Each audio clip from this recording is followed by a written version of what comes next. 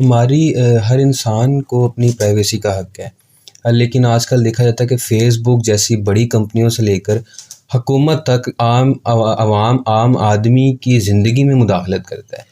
تو اس کے خلاف کبھی کوئی آواز اٹھی ہے؟ ہم دیکھتے ہیں یورپ امریکہ میں اس کے خلاف باقاعدہ احتجاج ہوتے ہیں۔ دیکھیں یہاں پر بھی اب قوانین بنے ہیں، ابھی کا آرڈیننس بنا ہے۔